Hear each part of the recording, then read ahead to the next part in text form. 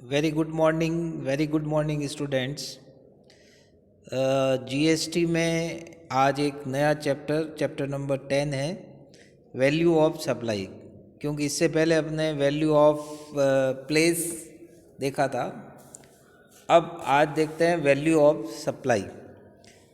पूर्ति के समय के बाद पूर्ति के मूल्य का निर्धारण इसलिए आवश्यक है क्योंकि पूर्ति का समय निर्धारित करने से तो ये पता चलता है कि कौन सी कर की दर लागू की जाएगी, जबकि पूर्ति का मूल्य निर्धारित करने पर यह पता चलता है कि कर की राशि की गणना कैसे होगी, क्योंकि पूर्ति मूल्य पर कर की दरों का उपयोग करके और कुल कर की राशि ज्ञात की जाती है। इस संबंध में जीएसटी अधिनियम की धारा 15 और जीएसटी नियम 27 से 35 के प्रावधान दिए गए हैं, जिनके आधार पर अपन कर योग्य पूर्ति का मूल्य वैल्यू ऑफ टैक्सेबल सप्लाई ज्ञात करेंगे। तो वैल्यू ऑफ टैक्सेबल सप्लाई, इसमें पहला पॉइंट देखिए, जब पूर्तिकर्ता एवं प्राप्तकर्ता आपस में संबंधित नहीं है।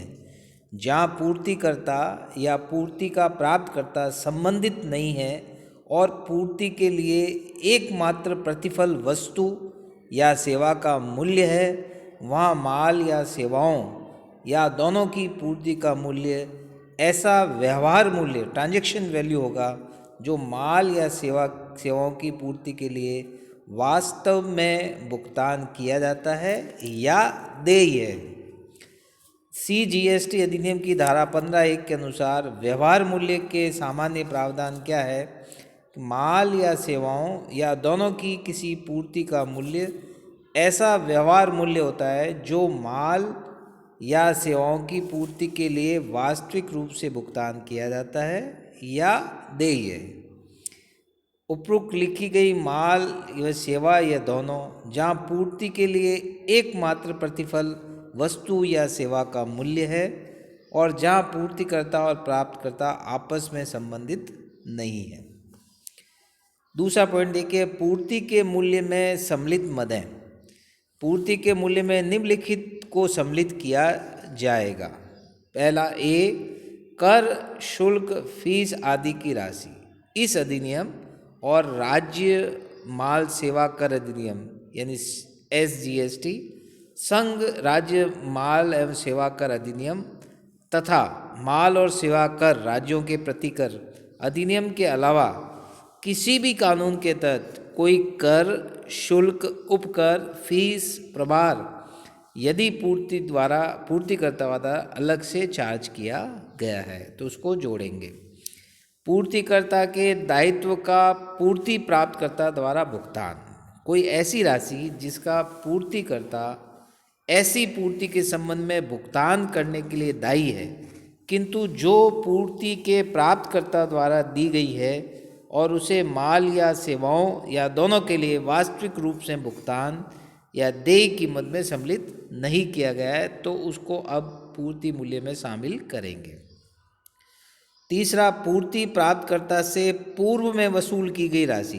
किसी पूर्ति के प्राप्तकर्ता से पूर्तिकर्ता द्वारा चार्ज किए गए आकस्मिक व्यय, जिसके अंतर्गत कमीशन, पैकिंग भी शामिल है, माल या सेवाओं की पूर्ति के समय या उसके पूर्व माल या सेवाओं या दोनों के संबंध में पूर्तिकर्ता द्वारा की गई किसी बात के लिए चार्ज की गई रकम।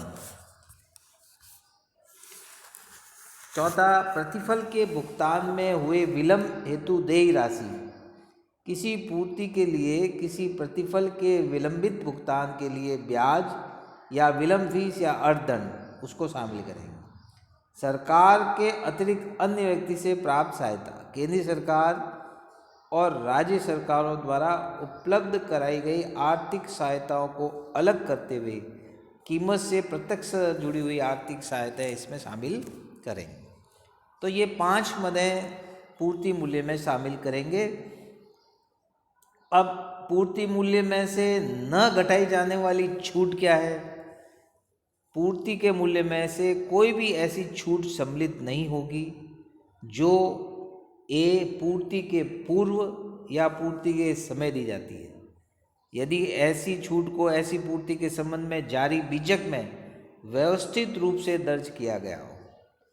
और दूसरा बी, पूर्ति के प्रभावी होने के पश्चात दी जाती है, यदि ऐसी छूट ऐसी पूर्ति के समय या उसके पूर्व किए गए किसी समझौते के अनुसार स्थापित की जाती है और विशेष रूप से प्रासंगिक बीजकों से जुड़ी हुई है।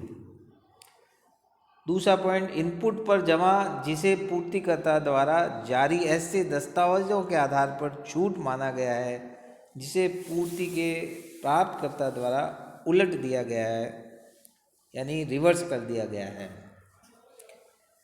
ये पूर्ति में न घटाई जाने वाली छूटें ध्यान रखनी है। चौथा पॉइंट देखिए, पूर्ति के मूल्यांकन की अवशिष्ट विधि। जहाँ उपधारा 1 के अंतिम माल या सेवाओं या दोनों के पूर्ति के मूल्य का निर्धारण नहीं किया जा सकता है, वहाँ उसका निर्धारण ऐसी रीति से किया जाएगा जो निर्धारित की जाए। पांचवा पॉइंट, अधिसूचित पूर्तियों का मूल्य निर्धारण। उपधारा 1 या उपधारा 4 में निहित किसी बात के होते हुए भी ऐसी पूर्तियों के लिए जिन्हें सरकार द्वारा परिषद की सिफारिशों पर अधिसूचित किया जाए, मूल्य का निर्धारण ऐसी रीति से किया जाएगा जो निर्धारित की जाए। इस अधिनियम के प्रयोजनों के लिए ऐसे व्यक्तियों को समृद्ध व्यक्ति समझा जाएगा यदि ऐसे व्यक्ति एक दूसरे के व्यवसाय के अधिकारी या निदेशक हैं। दूसरा, ऐसे व्यक्ति व्यवसाय में कानूनी रूप से मान्यता प्राप्त साझेदार है। तीसरा, ऐसे व्यक्ति नियोक्ता या कर्मचारी है। चौथा, कोई व्यक्ति जिसका प्रत्यक्ष रूप से या अप्रत्यक्ष रूप से 25% या अधिक के बकाया मतदान स्टॉक या अंशों या उन दोनों पर स्वामित्व नियंत्रण है या धारण करता है। पांचवा, उनमें से एक प्रत्यक्ष रूप से या अप्रत्यक्ष रूप से अन्य पर नियंत्रण रखता हो। छठा, वे दोनों प्रत्यक्ष रूप से या अप्रत्यक्ष रूप से किसी अन्य व्यक्ति पर नियंत्रण रखते हों। सातवां, वे साथ साथ प्रत्यक्ष रूप से या अप्रत्यक्ष रूप से किसी अन्य व्यक्ति पर नियंत्रण रखते हों। और आठवां, वे एक ही परिवार के सदस्य हों। बी पॉइंट देखिए, व्यक्ति पद के अंतर्गत न्यायी व्यक्ति भी है। और सी पॉइंट देखिए, कोई व्यक्ति जो किसी अन्य व्यक्ति के व्यवसाय से संबद्ध है जिसमें वह किसी अन्य का एकमात्र एजेंट या एकमात्र वितरक या एकमात्र रियायत प्राप्त करता, चाहे किसी भी नाम से हो, से संबद्ध व्यक्ति समझा जाएगा।